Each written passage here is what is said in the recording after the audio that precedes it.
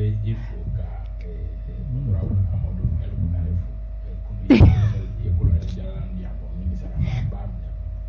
fo projet falena wa wala la ibiga honorable fo bi o machine mi magenda disita ibisewa way keray ambe foldi la me baba ni flema ka bela jele bo manake jefo fa datu ala ka ngajuma ucheya amina ya rabbi juma do ya ofe amitoka fonike jamana e kaso ke do tebi atebi we adamne amodo ya ta faraka ne be nyoro faraka ala ka jamana basiki mi fonyo ko mun be jamana kono ani mo dusukun mo kunkle na o tekle ni mi kera ala ka mo kunkle na o ke klenye ala ka maldenw do da kelen fɛ k'u bɔ da kelen fɛ essentiel hali n'o y'a sɔrɔ an bɛ tunguru ni bɛ k'an ni ɲɔgɔn cɛ ko dɔw la mais essentiel ye minnu ye an ka se ka ɲɔgɔn faamu olu la bɛɛ k'i da de an ka taa olu kan o ye laɲini ye minnu fana bɛ fanga la u k'a dɔn k'a fɔ ko u bɛ mɔgɔ dɔw de ɲɛ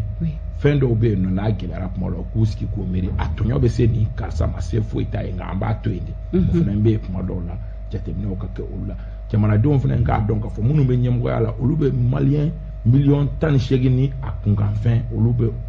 o de ka ko gérer n'a fɔra k'u ka ne kelen kungo ta ko parce que ko nin ko nin bɛ digi ne kelen na k'u ban ka maliden tɔw ka ko ɲɛnabɔ o fana tɛ ɲa donc an ka ɲɔgɔn minɛ bɛrɛ la cogo dɔ la malidenya la walasa an ka se ka taa ɲɛ ala ka kulo kɛ kulo kunandi aba an bɛ don an ka décryptage kɔnɔna la fɛn min ye zone aéroportuaire ko problème ye a bɛ ɲini ka san 10 bɔ kunu an y'a ye k'a fɔ kɔni mansinbaw taara ka taa don maaw ka so jɔlen na ka bɛɛ lajɛlen walakata a ka d'an ye i ka détail di an ma ni so ciko in kan. oui i y'a fɔ a bɛ ɲini ka na san 10 bɔ ka sɔrɔ kɛ san 1999 o wagati de la conseil des ministres dɔ kɛra conseil des ministres min ni o ye layidu kan ta sɛbɛnfura dɔ fɛ sɛbɛnfura min n'a bɛ fɔ a ma numéro 99-252 PRM a taara septembre kalo tile 15 san 1999 1999 a bɛ hectare ba wolonwula ni kelen ani 94 a bɛ o de ko fɔ ko o fɛn min filɛ nin ye ko maa si yamaruyalen tɛ ka so jɔ o kan ko k'a sɔrɔ kɛ an kun sera hakɛ min na jama bɛ ka caya cogo min ani an yɛrɛ ka jamana bɛ makama min nɔfɛ walasa jamana wɛrɛw taa ni ka segin ka se ka kɛ ani jamana wɛrɛw ni ɲɔgɔn cɛ pankuru ko nasira fɛ ko o hukumu kɔnɔ laɲini kɛlen don maa si kana so jɔ nin yɔrɔ ninnu na donc o min taara san 1999 a yera k'a fɔ o kɔfɛ ko wɛrɛw kɛra minnu kɛra sababu ye bisibasaw donna maaw ye so jɔ mais o wagati maa minnu tun bɛ sigida in na n'u tun sigilen don yɔrɔ in na olu taara ka yɔrɔ wɛrɛ di u ma a bɛ fɔ o de ma ko zɛrini maa minnu tun bɛ yen 99 ni ko in kɔlɔlɔ bolila olu kan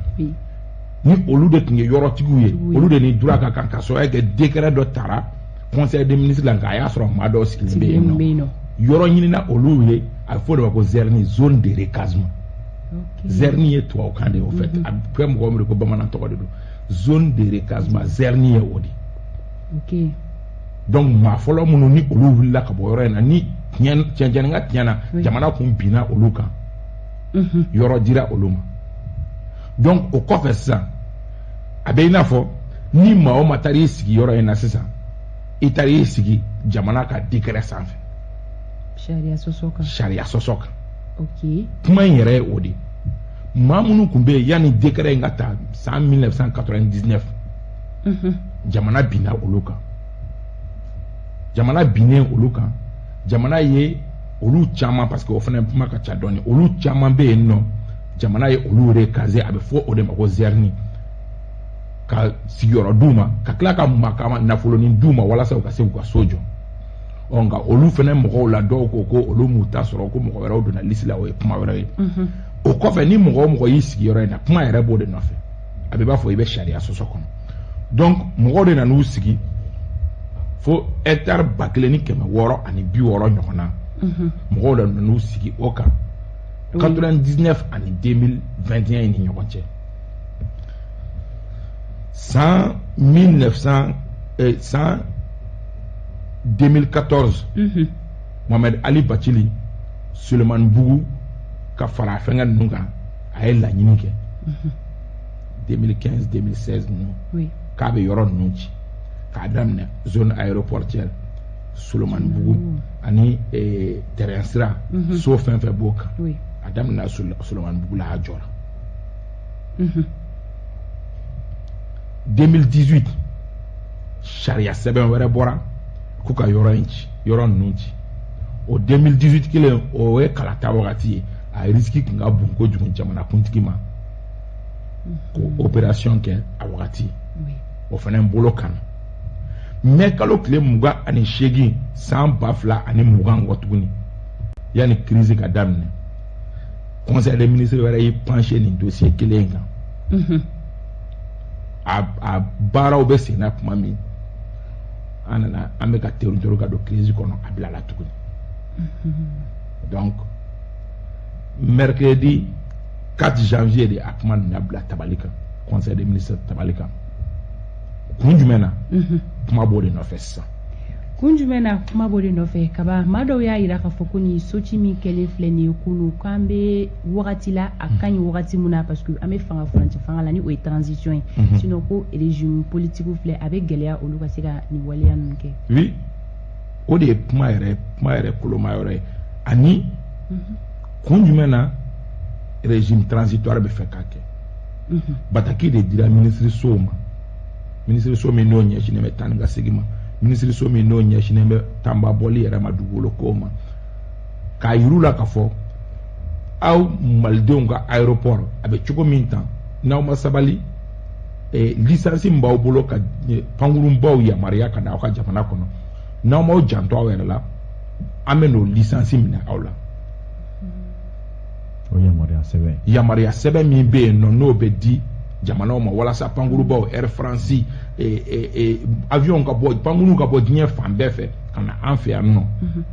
o yamaruya sɛbɛn o bɛ minɛ an na donc o bataki de dilen gouvernement ma gouvernement fana y'a fɔ ministre fɛn fɛn impliqué len don ko in na u ka ko bɛɛ lajɛlen kɛ oui ni yamaruya sɛbɛn kana minɛ na ka sɔrɔ kɛ ni yamaruya sɛbɛn minɛ na na avion misɛnninw de bɛ na an fɛ yan nɔ ni mɔgɔ min n'i bɛ fɛ ka taa France n'i bɛ fɛ ka taa Dubaï n'i bɛ fɛ ka taa Chine n'i bɛ fɛ ka taa yɔrɔ yɔrɔ soit i bɛ taa Sénégal duguma sira fɛ ka sɔrɔ ka taa avion ta yen nɔ ka taa soit i bɛ taa Abidjan soit i bɛ taa Niger ok o kɔrɔ wɛrɛ ye jumɛn an ka jagokɛ minɛn ba minnu n'olu bɛ na avion fɛ n'i ka jagokɛ minɛn nana a bɛ taa jigin Dakar de f'i ka tila ka taa mobili wɛrɛ ta tuguni ka t'i ka o jagokɛ minɛn nɔfɛ n'i ka fɛn ɲɛnama fɛn fɛn nana a bɛ taa jigin Côte d'Ivoire a bɛ taa jigin Sénégal de donc gouvernement de y'i sigi k'i miiri o ko bɛ cogo min régime illégal ko t'o la foyi t'o la fo o baara ka kɛ Fanta Tomota baara filɛ nin nka mɔgɔw bɛ ka min fɔ k'a fɔ ko nin t'a wagati ye n'o y'a sɔrɔ minnu aviation civile internationale ni o y'a sɔrɔ olu kun y'u sigi k'u miiri k'a fɔ Mali filɛ cogo min na tantɔ u bɛ transition de la an kana nin ɲini u fɛ mais problème ye min ye aviation civile internationale mɔgɔw ye bataki ci anw ma transition de kɔnɔ transition de fana b'a ka baara kɛ ok fɛn dɔ fana ye o ye nka mɔgɔ fana tɛ se k'i réjouir k'a fɔ ko mɔgɔ dɔ ka so cira o ye tiɲɛ o ye maliyɛn ye mɔgɔ si yamaruyalen tɛ ka dunu ni bala ta ko parce que ko mɔgɔ dɔ ka so cira k'i nisɔndiyara ko dɔ ka so cira waribaw de donn'u la nka an k'a fɔ k'a jɛya mɔgɔ o mɔgɔ sigira zone aéroportière la i b'a dɔn k'a fɔ ko sigiyɔrɔ kungoma don mais mɔgɔw b'u sigi cogo di Fanta Tomota ni ne bɛna dugukolo feere ma ne b'a fɛ n ko Amadu El Konare yɛrɛ bɛ yen nɔ e t'a dɔn renouveau Amadu kɛ n k'o bɛ yen nɔ n'u ye a fɔ k'u b'a kɛ cogo de la a bɛ taa fɔ renouveau la n'o kɛra an bɛ sigi e fana b'a fɔ Amadu El Konare bɛ n ko colonel wɛrɛ bɛ yen nɔ colonel Sedina Umar Keita